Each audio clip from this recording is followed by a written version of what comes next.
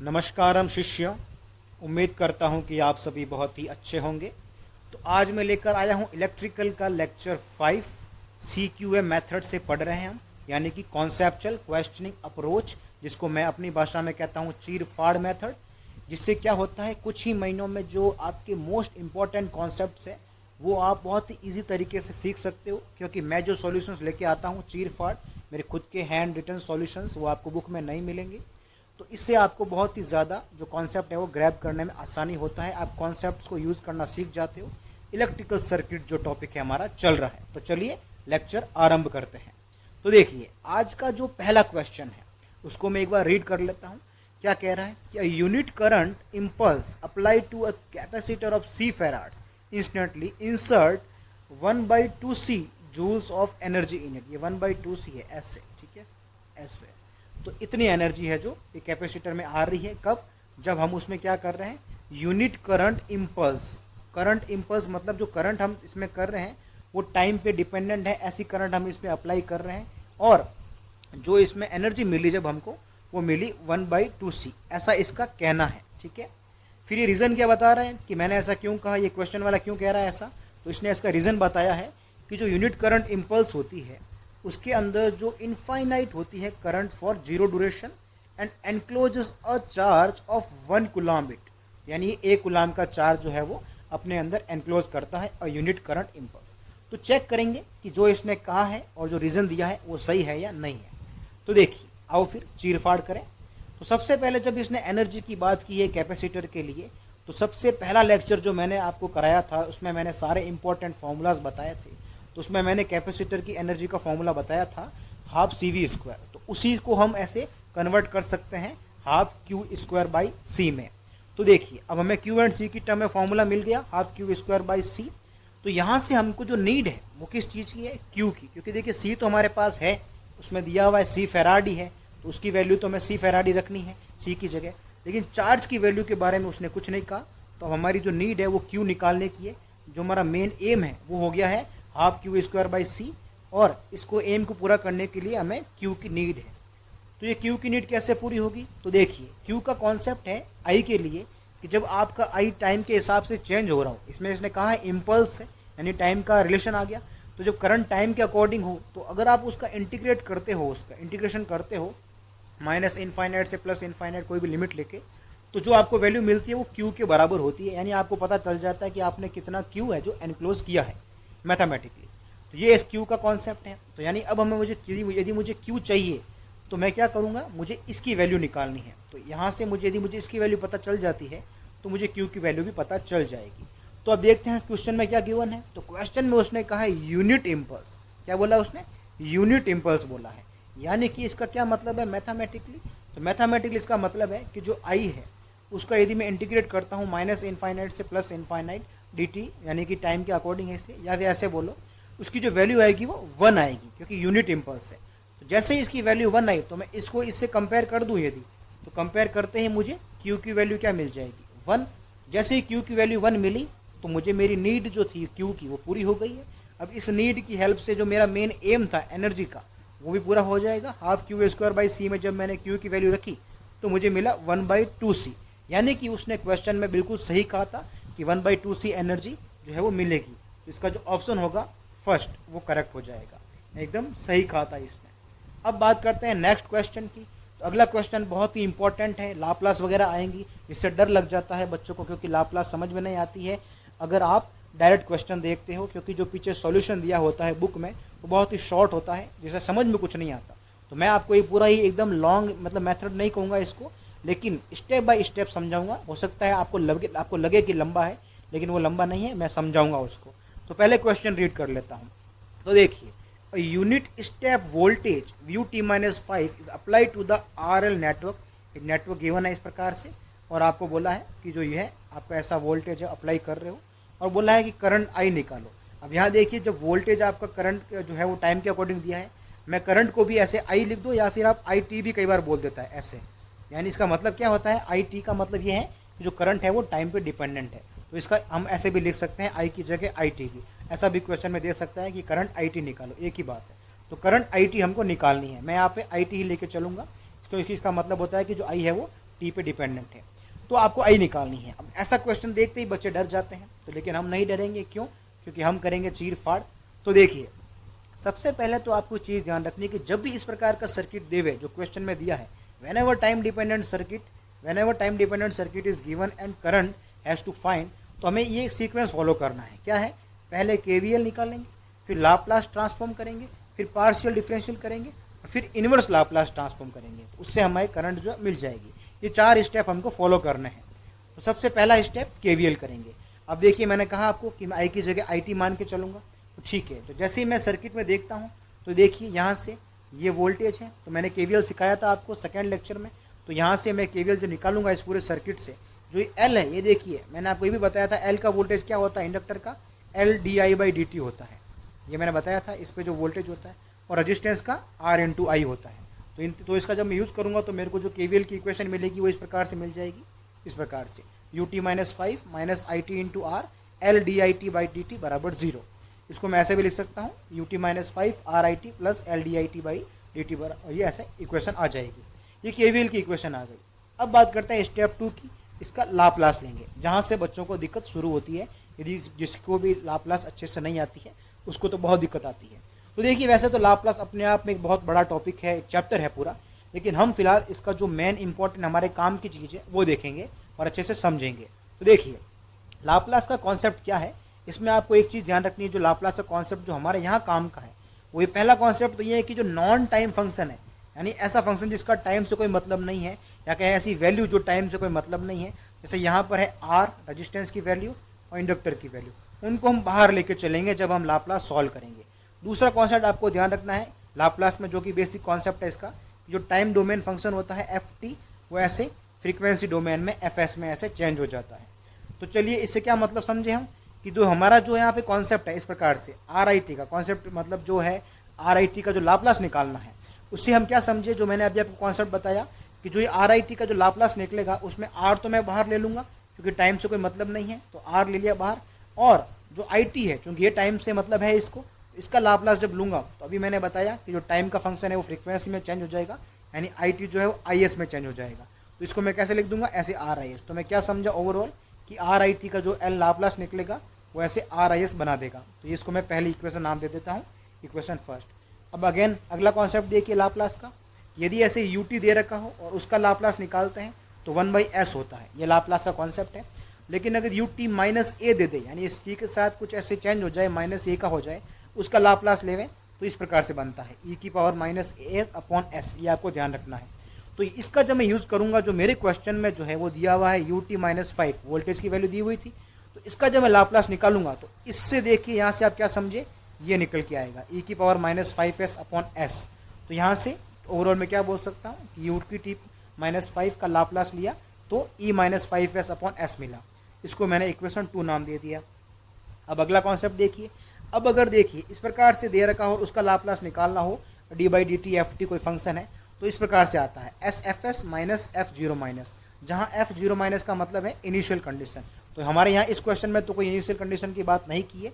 Initial condition मतलब कि switch वगैरह चालू करने से पहले जो कंडीशन थी, कोई ऐसा एनर्जी स्टोर वगैरह हो, तो वो अभी ऐसा कुछ नहीं बोला उसने। तो इनिशियल कंडीशन 0 है, यानी इसका तो कोई मतलब बनेगा नहीं, सिर्फ इसका मतलब बनेगा। तो देखिए हमारे क्वेश्चन में तो हमें इसका लाप्लास बाकी है निकालना अभी, यानी L D I T by D T. तो मैंने अभी आपको कहा था कि एल को बाहर ले लेंगे हम, तो जैसे ही एल को बाहर लिया, क्योंकि टाइम से कोई मतलब नहीं है, तो सिर्फ इसी का निकालना है। तो ये क्या बन जाएगा, एस आई एस माइनस 0। मैंने अभी इसमें देखा ये वाला यूज़ किया, मैंने ये वाला यूज़ किया है। तो इसमें एफ टी था तो एस एफ एस बचा, तो इस यहाँ भी क्या आएगा, इस प्रकार से जो है एस आई एस आ जाएगा। तो इससे हमें ओवरऑल क्या पता चला कि जो हमारा लाप्लास है L D I by D T का जो है वो आएगा एल एस आई एस आएगा। तो इसे इक्वेशन 3 नाम दे दिया। तो अब इन तीनों से हमको जो है ओवरऑल हमें क्या मिलेगा, हमारा जो पूरी केवीएल इक्वेशन थी इसका लाप्लास मिल जाएगा। इस प्रकार से देख सकते हो आप, इसका हमें मिलेगा E minus 5s upon S, R I T का मिलेगा आर आई एस, और L D I T by D T का मिलेगा एल एस आई एस। तो देखिए अब ये हो गया जो था अभी तक लाप्लास केवीएल इक्वेशन का। अब आर और एल का वैल्यू जो था हमें गिवन है, तो जब इसकी वैल्यू में पुट करूँगा R1 L1, तो जब इससे हमें ये मिल जाएगा। यहाँ से मैं आई एस कॉमन ले लूँगा तो 1 प्लस एस मिल जाएगा। हमें आई एस की वैल्यू ही चाहिए, तो मैं इसको जो है वो इसके ऐसे नीचे रख दूँगा, तो ये मिलेगा आई एस की वैल्यू ई माइनस ई की power minus 5s upon S 1 plus S. तो अभी स्टेप 2 हो गए हैं। स्टेप तो अब 2 स्टेप हो चुके हैं। अब तीसरे स्टेप की बारी आती है पार्शियल डिफरेंशियल करने की। कैसे करेंगे तो देखिए, इसके लिए जो s वाला फंक्शन है, ये वाला s1 प्लस एस, इसको हम अलग से करते हैं और उसको ऐसे तोड़ेंगे a upon S plus b upon 1 plus s, और e की पावर माइनस 5s को अलग से रखेंगे। तो ये जिसने भी पार्शियल डिफरेंशियल के बारे में बेसिक पता है तो उसको पता होगा ऐसा करते हैं। जिसको नहीं पता वो भी एक बार देख लीजिए, आपको समझ में आ जाएगा। अब इसके बाद क्या करते हैं, जो ये a और b है इनकी वैल्यूज फाइंड करते हैं। तो इनकी वैल्यू कैसे फाइंड करेंगे तो देखिए, इसके लिए जो कॉन्सेप्ट है, पहला स्टेप इसके लिए होता है कि जिसकी वैल्यू फाइंड करनी है उसका जो हर है उसको जीरो के इक्वल करते हैं। जैसे यदि a की वैल्यू फाइंड करनी हो तो इसका जो हर है s, इसको हम जीरो के इक्वल करेंगे। b की वैल्यू फाइंड करनी हो तो इसका जो हर है 1 प्लस एस, इसको हम जीरो के इक्वल करेंगे।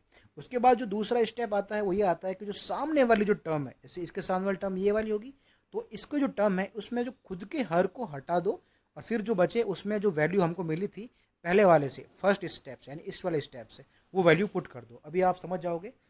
तो अब वैल्यू ए निकालेंगे। तो ए की वैल्यू निकालने के लिए जैसे पहला स्टेप क्या था, उसके नीचे के हर को जीरो के बराबर रखेंगे। तो ए के नीचे एस था तो एस को जीरो के इक्वल कर दिया। उसके बाद क्या था कि सामने वाले टर्म क्या है, 1 अपॉन एस 1 प्लस एस। इसमें जो ए का हर है वो हटाएंगे। ए का हर क्या है, एस, तो एस को हटाओगे तो क्या बचेगा, 1 अपॉन 1 प्लस एस। और इसमें जब एस बराबर जीरो रखेंगे, क्योंकि जो हमें फर्स्ट क्या मिला, एस बराबर जीरो मिला, तो वो जब इसमें पुट करेंगे तो 1 अपॉन 1 प्लस जीरो यानी कि 1 मिला, यानी ए की वैल्यू 1 आ गई। इसी प्रकार बी की वैल्यू फाइंड करेंगे तो हम क्या करेंगे, जो नीचे हर है यानी 1 प्लस एस है उसको जीरो के इक्वल करेंगे। उसे एस बराबर क्या मिला, -1। उसके बाद सामने वाली वैल्यू यानी कि 1 अपॉन एस 1 प्लस एस, उसमें बी का हर हटाएंगे। बी का हर क्या है, 1 प्लस एस, तो पीछे क्या बचेगा, 1 अपॉन एस। फिर इसमें जो फर्स्ट से मिला यानी कि एस बराबर -1, वो इसमें पुट करेंगे। क्या मिलेगा, 1 अपॉन -1, तो क्या मिलेगा, -1, यानी बी की वैल्यू -1 हमको मिली। इस प्रकार से ए और बी की वैल्यू हमें मिल गई। इसको जब हमने वापस इसमें रखा तो हमें इस प्रकार से मिला, E minus 5s upon 1 upon S minus 1 upon S plus 1। ये हमको इस प्रकार से मिल गया पार्शियल डिफरेंशियल। अब बारी आती है स्टेप 4 की, जो क्या है, इनवर्स लाप्लास ट्रांसफॉर्म। ये भी बहुत ही शानदार कॉन्सेप्ट है, तो आपको ध्यान रखना है। कैसे करूंगा मैं, देखिए। तो देखिए, इसका कॉन्सेप्ट क्या होता है बेसिक, कि जो फ्रीक्वेंसी डोमेन में हमको मिला फंक्शन, उसको वापस अब टाइम डोमेन में चेंज करना है।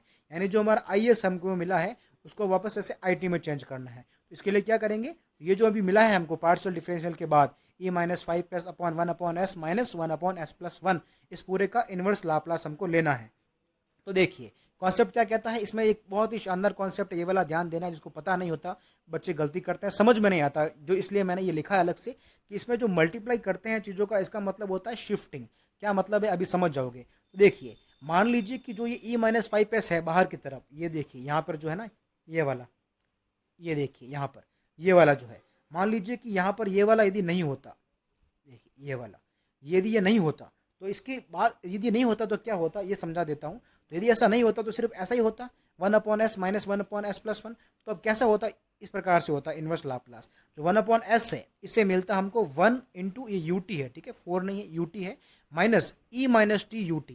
तो 1 अपॉन एस प्लस 1 है, इसका जो इनवर्स लाप्लास होता है वो इस प्रकार से होगा, ई माइनस टी यू टी। ये इनवर्स लाप्लास का पूरा कॉन्सेप्ट होता है। इसका भी अपने आप में बड़ा चैप्टर होता है, तो वहीं का कॉन्सेप्ट है। आप बस फिलहाल ये ध्यान रख लीजिए कि 1 अपॉन एस प्लस 1 यदि होगा, उसका यदि इनवर्स लाप्लास लेते हैं तो इस प्रकार से बनेगा ई माइनस टी यू टी। और सिर्फ 1 अपॉन एस होता है तो उसका बनता है 1 डॉट यू टी। ये तो तब हो जाए जब हमने ई माइनस 5s बाहर नहीं होता, लेकिन अब तो है। तो जब ऐसा होगा तो क्या होगा, तो जब अकेला होता तो ऐसे होता, 1 अपॉन एस का इनवर्स लाप्लास लेते तो ऐसे 1 डॉट यू टी होता। लेकिन अब ई माइनस 5s हमको शामिल करना है तो हमने मल्टीप्लाई कर दिया। तो जो मल्टीप्लाई का मतलब मैंने बताया शिफ्टिंग। तो जैसे ही हमने ई माइनस 5s का मल्टीप्लाई किया तो इसमें जो है वो 5 का शिफ्ट हो जाएगा, क्योंकि ई के ऊपर पावर क्या है, -5। तो देखिए इससे शिफ्ट से ये मिलेगा यू टी माइनस 5, 5 का शिफ्ट हो गया। इसी प्रकार 1 अपॉन एस प्लस 1 का अकेला होता तो हमें इस प्रकार से मिलता ई माइनस टी यू टी। लेकिन चूंकि अब ई माइनस 5s भी है तो इसका मल्टीप्लाई करना पड़ेगा, तो इससे शिफ्टिंग मिल जाएगी सभी में। इसमें ई माइनस टी में भी शिफ्ट आएगा -5 का, और यू टी में भी शिफ्ट आएगा यू टी माइनस 5 का। शिफ्टिंग करनी पड़ेगी, तो यानी मल्टीप्लाई का मतलब शिफ्टिंग।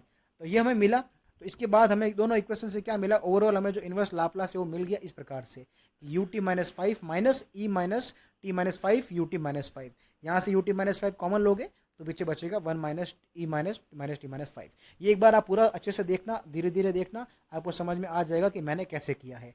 पूरा डिटेल में बताया है। इसका सॉल्यूशन जब आप बुक में देखोगे, ये प्रीवियस ईयर का क्वेश्चन है, बहुत ही अच्छा क्वेश्चन है। तो इसमें जब आपका सॉल्यूशन इसका बुक में देखोगे तो उसने मतलब 1/4 का भी आधा, उसका भी उसने आधे में पन्ने में सॉल्यूशन खत्म कर दिया है। लेकिन उसको देखने से आपको समझ में कुछ नहीं आएगा, इसलिए मैंने पूरा स्टेप लिया है, समझा के लिया है। ये मैंने बेसिकली ईएससी का क्वेश्चन है ये, तो इसलिए बहुत ही अच्छा क्वेश्चन है, ईएससी का क्वेश्चन है ये, इसका प्रीवियस ईयर का क्वेश्चन है, उससे मैंने लिया है ये, और बहुत ही इंपॉर्टेंट क्वेश्चन है, इससे कॉन्सेप्ट क्लियर हो जाएगा आपका, इसलिए मैंने लिया है। अब बढ़ते हैं अगला question. The response of an initially relaxed system to a unit ramp excitation t plus e minus t, तो इसका स्टेप रेस्पॉन्स क्या होगा, यानी कि हमें रैम्प का जो है दिया है रेस्पॉन्स, रैम्प फंक्शन का। ये फंक्शंस होते हैं, नाम होते हैं, रैम्प, स्टेप, इस प्रकार से फंक्शंस होते हैं। तो अभी हम उसमें डिटेल में नहीं जाएंगे, फिलहाल आपको ऐसा ध्यान रखना है कि कोई ऐसा रैम्प फंक्शन है, वो जो हमने दिया तो उससे जो हमें रेस्पॉन्स मिला वो मिला T plus e minus T. अब उसने पूछा कि स्टेप रेस्पॉन्स क्या होगा। एक बार देखिए, मैं आपको ये तीनों के तीनों फंक्शन बता देता हूँ, जो मेन इंपॉर्टेंट तीनों फंक्शन है। क्या है कि देखिए, सबसे पहले होता है इम्पल्स, फिर स्टेप और रैम्प फंक्शन होते हैं। ये बेसिकली आप ऐसे समझ लीजिए इसको आसान भाषा में कि ये जब हम ये कैसे फंक्शन होते हैं, क्यों बोलते हैं ऐसा, हम इनको अलग से नाम क्यों देते हैं। ये बेसिकली टाइम के अकॉर्डिंग होते हैं कि इतना टाइम होगा तो इतना मिलेगा, टाइम से पहले इतना मिलेगा, टाइम के बाद इतना मिलेगा, उसके अकॉर्डिंग हमने नाम दे रखा है।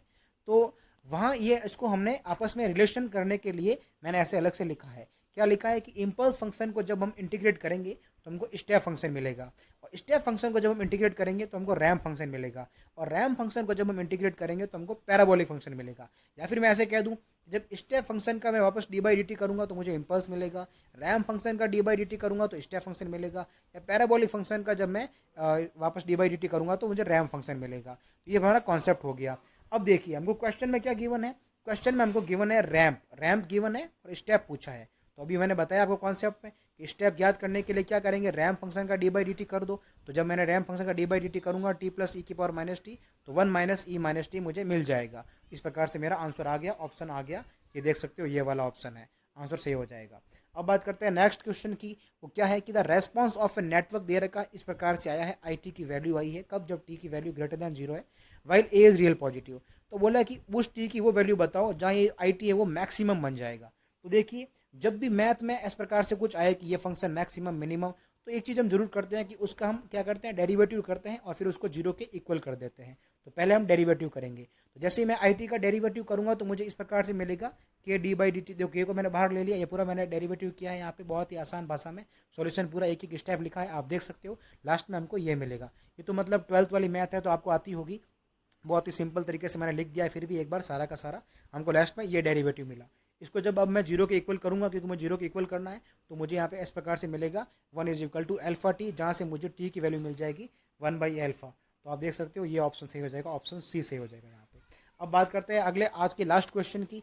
क्या क्वेश्चन है कि जो मेरा ये सर्किट दे रखा है और यहाँ बोला है कि जो आई है वो -10 ई की पावर -2t है। कौन सी आई है ये वाली आई है, ये वाली आई की वैल्यू गिवन है, और बोला है कि वी एस पता करना है, ये वाला फॉर्मूला पता करना है, ये वी एस पता करना है।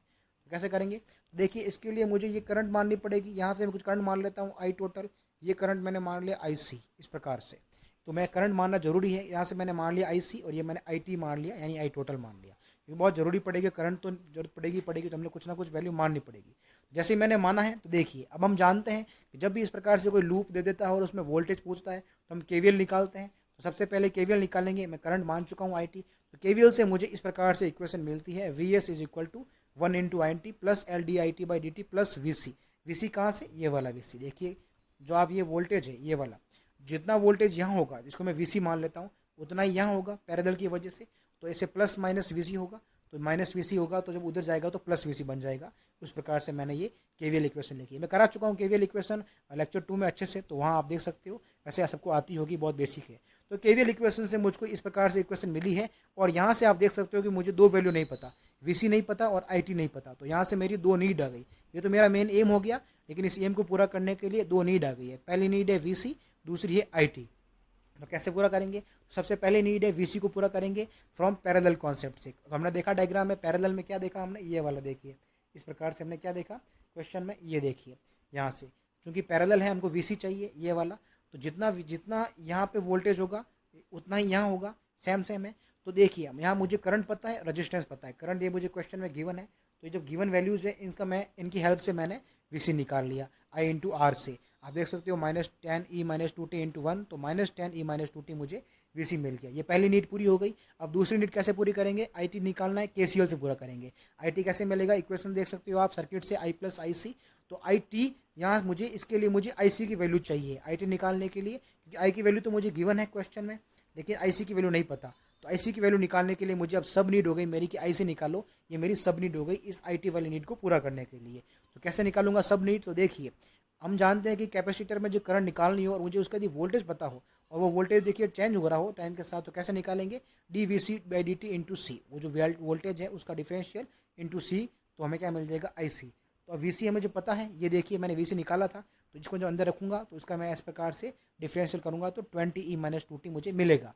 तो अब मुझे मेरी जो नीड है सब नीड वो पूरी हो गई। जैसे सब नीड पूरी हुई, इस सब नीड को मैंने अपने नीड में रख दिया आईटी वाली, तो यहाँ से मुझे आईटी भी मिल गया। अब मेरी दोनों नीड पूरी हो गई है। जैसे दोनों नीड पूरी हुई है तो आईटी और वीसी की, और मुझे मेरा मेन एम जो था वीएस वो भी मिल जाएगा। क्या करना है, वैल्यू पुट करनी है, आईटी और वीसी की वैल्यू पुट करनी है। जैसे वैल्यू पुट करोगे, इसको सॉल्व करोगे तो मुझे इस प्रकार से इक्वेशन मिल जाएगी 10e-2t -20 - -10e-2t। बच्चों वाली मैथ है, सॉल्व करोगे ये कट जाएगा पूरा, तो यहाँ से मुझे मिलेगा -20e-2t। इस प्रकार से मुझे जो वोल्टेज की वैल्यू मिल गई है। बहुत ही आसान तरीके से मैंने कराया है, एक एक स्टेप कराया है।